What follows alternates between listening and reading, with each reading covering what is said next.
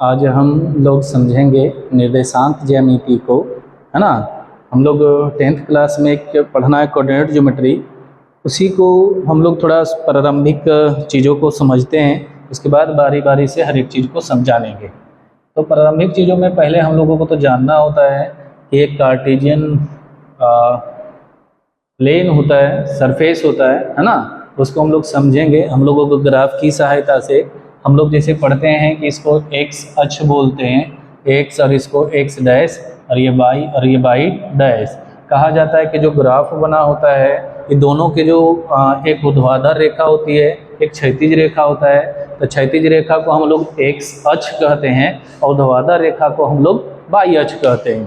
क्षैतिज रेखा को क्या कहते हैं? एक्स अक्ष, और ऊर्ध्वाधर रेखा को हम लोग क्या कहते हैं? वाई अक्ष, है ना।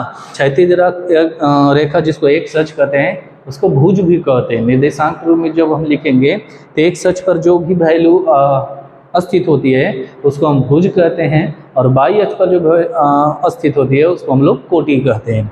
तो हम लोग कहते हैं कि इसको जब हम लोग पता है दोनों के कटान बिंदु को जो मूल बिंदु कहता है, जिसको जीरो से सूचित करते हैं। मूल बिंदु का मतलब होता है ऊर्ध्वाधर रेखा और क्षैतिज रेखा के कटान बिंदु, जिसको हम लोग मूल बिंदु कहते हैं। मूल बिंदु को हम लोग जीरो से सूचित करते हैं। जीरो का मतलब होता है एक्स अक्ष का मान भी जीरो और वाई अक्ष का मान भी जीरो। और उसके बाद जीरो के बाद जो हमारी वैल्यू होती है ये सब प्लस में लिखी होती है, +1, +2, +3, +4, इस तरह से आगे लिखी होती है। इधर -1, -2, -3, -4, मतलब जीरो के जो पहले होते हैं वो माइनस में होते हैं, जीरो के जो बाद होते हैं वो प्लस होते हैं। ऊपर जो होते हैं वो प्लस में लिखे होते हैं 1, 2, 3, 4, और नीचे होते हैं जो माइनस में होते हैं। तो ये जो हमारे क्षैतिज रेखा और ऊर्ध्वाधर रेखा जो है, दोनों के जो कटान बिंदु मिलकर हमारे चार भाग में ये विभाजित करती है। एक को कहते हैं हम लोग फर्स्ट क्वाड्रेंट, जिसको प्रथम पाद भी बोलते हैं, यानी प्रथम चतुर्थांश।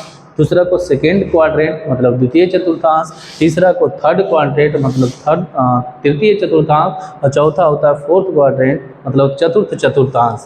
तो पहला चतुर्थांश में जो हम लोग पढ़ते हैं, इसमें जब हम लोग वैसे मान रखते हैं जिसमें x का मान भी प्लस में होता है। जैसे ये वैल्यू किधर आएगा? प्लस का। y का मान भी किस में आएगा? प्लस का। तो x का मान भी प्लस और y का मान भी प्लस, x का मान भी प्लस और y का मान भी प्लस। जब दोनों वैल्यू प्लस में होती है इसका मतलब वो जो मान आएगा ये प्रथम चतुर्थांश में आएगा। इसमें आएगा प्रथम चतुर्थांश, जिसको हम लोग फर्स्ट क्वाड्रेंट कहते हैं। जिसको हम लोग क्या कहते हैं? फर्स्ट क्वाड्रेंट,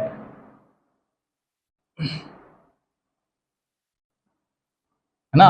दूसरे में जब आते हैं तो इधर पता है हम लोगों को ये माइनस में होता है और ये हम लोगों को प्लस में होता है। मतलब x का मान माइनस में होगा और y का मान प्लस में होगा। जब ऐसा आएगा मान तो हम लोग इसको लिखते हैं द्वितीय चतुर्थांश। द्वितीय चतुर्थांश, है ना, जिसको हम लोग सेकेंड क्वाड्रेंट कहते हैं। जिसको क्या कहते हैं? Second quadrant. सेकेंड क्वाड्रेंट, प्रथम चतुर्थांश, द्वितीय चतुर्थांश।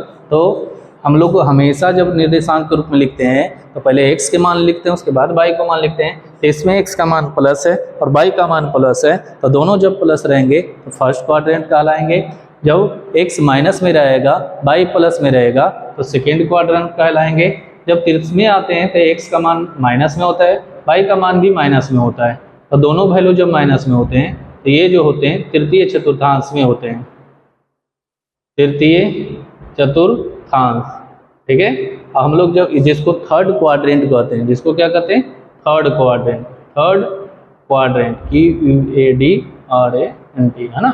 और इसमें जब आते हैं तो x का मान प्लस में होता है और y का मान माइनस में होता है, जिसको हम लोग कहते हैं चतुर्थ चतुर्थांश।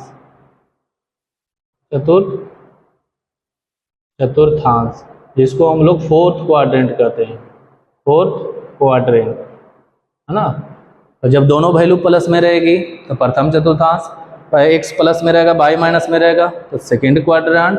दूसरे अगर जो दोनों माइनस में रहेगा तो थर्ड क्वाड्रेंट, और x प्लस में रहेगा दूसरा माइनस में रहेगा तो फोर्थ क्वाड्रेंट। हम लोग फिर इसमें पढ़ते हैं, ठीक है। इसको थोड़ा बारी बारी से इसको थोड़ा समझ लीजिए क्योंकि ये चीज़ें यहाँ से पूछी जाती हैं, ठीक है।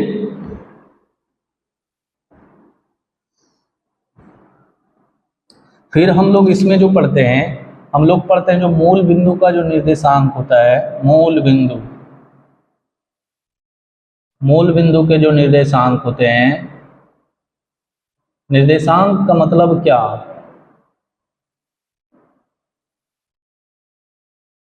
निर्देशांक के होते हैं पहले x का मान, उसके बाद y का मान लिखा जाता है।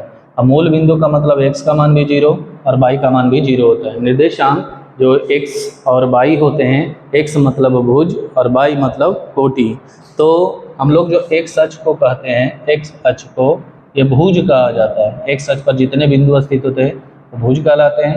y अक्ष पर जो भी बिंदु होती है वो कोटि कहलाती है, और दोनों मिलकर एक निर्देशांक x y कहलाता है। ठीक है, हम लोग ये भी ध्यान रखेंगे कि x अक्ष पर जो वैल्यू मान होता है, x अक्ष पर y का जो मान होता है वो 0 के बराबर होता है। मतलब x अक्ष पर x का वैल्यू कुछ ना कुछ होती है, लेकिन y की वैल्यू जो होगी वो 0 के बराबर होगी। y अक्ष पर जो मान होता है, y अक्ष पर वो x का मान 0 होता है। y अक्ष पर किसका मान 0 होता है? x का। इसका मतलब y का वैल्यू कुछ ना कुछ तो होगी, लेकिन y की x का वैल्यू कुछ ना कुछ क्या होगी? 0 होगी। x अक्ष पर y का मान 0, y अक्ष पर x का मान 0, दोनों 0, इसका मतलब मूल बिंदु। दोनों 0 मतलब क्या?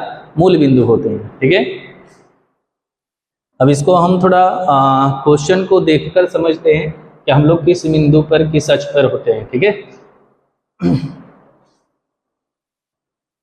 जैसे आपको चतुर्थांश बताना है तो हमने लिखा 2 4, दूसरा लिखा 3 -4, तीसरा लिखा -2 5, चौथा लिखा -2 -2, पांचवा लिखा -6 और 5,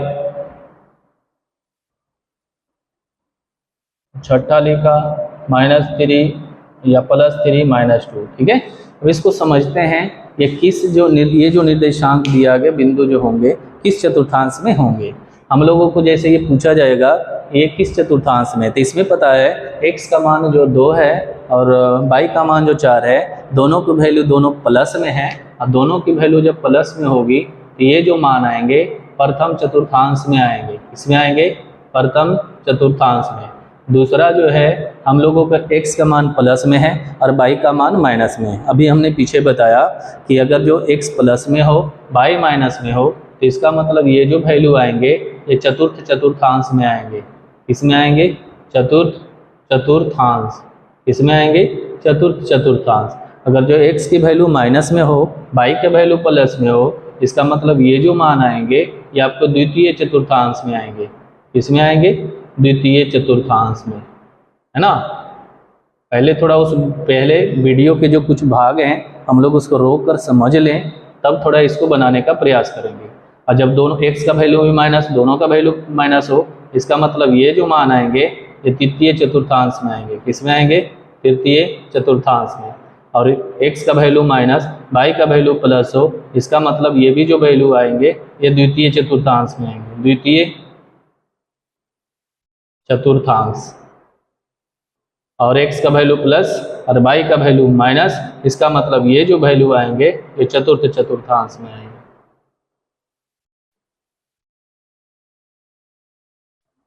इस तरह से हम निर्देशांक ज्यामिति के पहले प्रारंभिक जो मुख्य बिंदु है इसको थोड़ा हम लोग समझे।